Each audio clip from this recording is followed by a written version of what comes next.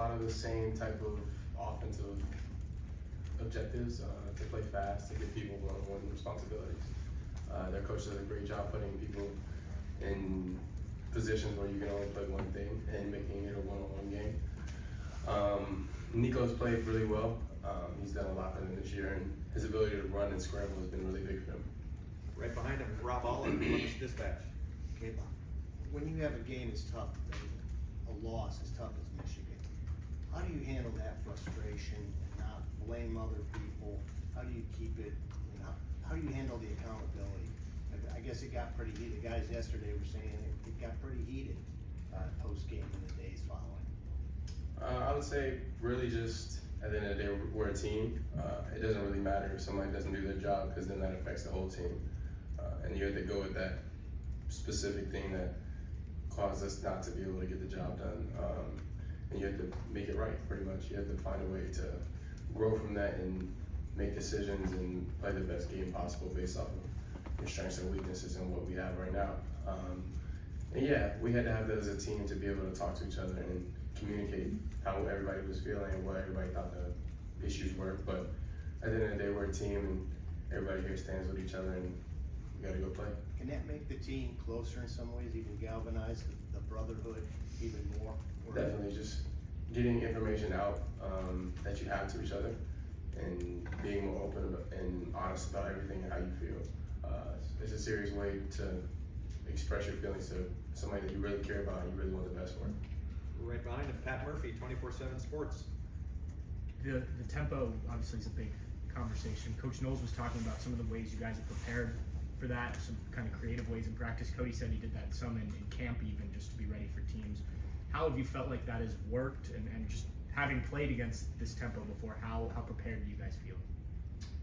I mean, you have to practice fast in terms of getting prepared for the game. Last year we did the same thing in Alabama. Everybody had to run back and forth between drills and between practice, between plays.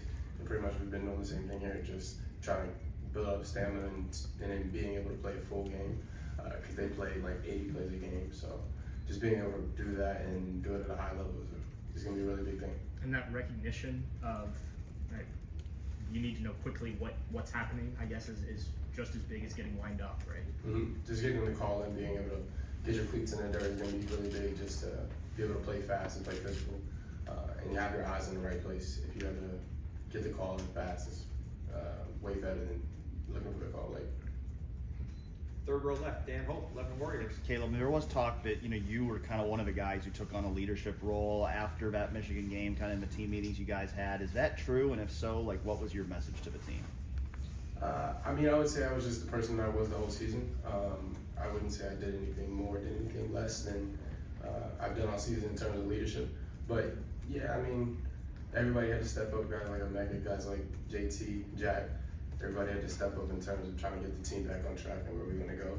So that was really just the biggest thing for us, just to try to move our focus to where we're going to be. Right in front of him, Steve Hellwagen, 24/7 Sports.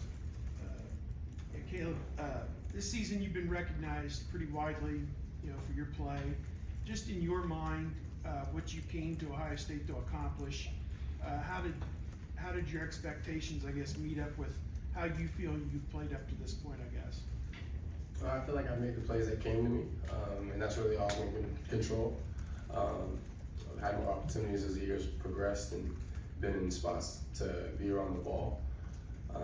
But the expectation was to come in here and contribute to the team and try to help find a way to push the team to win games at a high level and to be better than they were last year, and for me to play better than I was last year.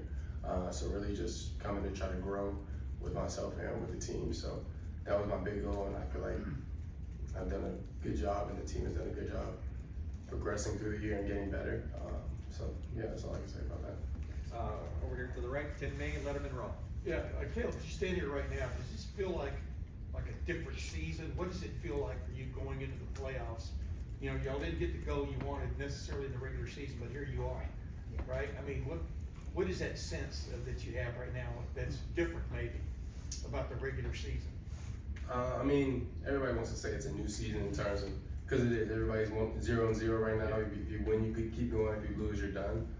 So I mean, but genuinely, like that's how you have to play every game.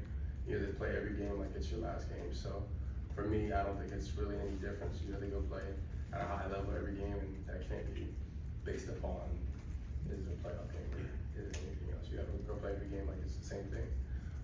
So I would say in terms of that, no, you just have to play the game and play the game that's there. What feels different about this defense right now going into this though? Do y'all feel even more tight? What, you know, by tight, I mean close together. What is that? I mean, what is your sense of the brotherhood, so to speak, of the defense? I feel like we progressed throughout the season. We didn't make a change after game 6 because we lost and we didn't play well that game. And I feel like we've grown from that and got into a better place. And over these past 2 weeks off, just realizing, okay, these are the things that we've messed up throughout the year.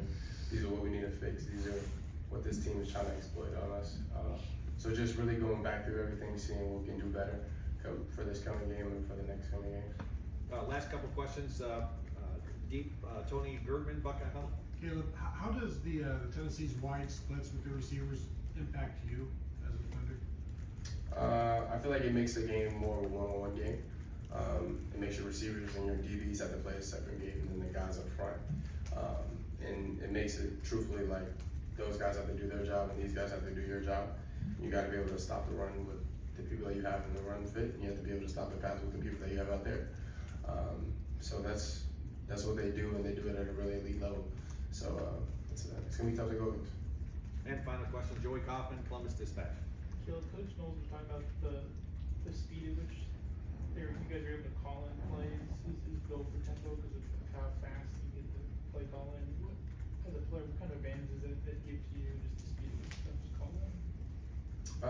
It allows you to get your cleats in the dirt, as I said earlier, just ability to see the formation, see what keys that you have before the play, and have knowledge of your job and not really thinking.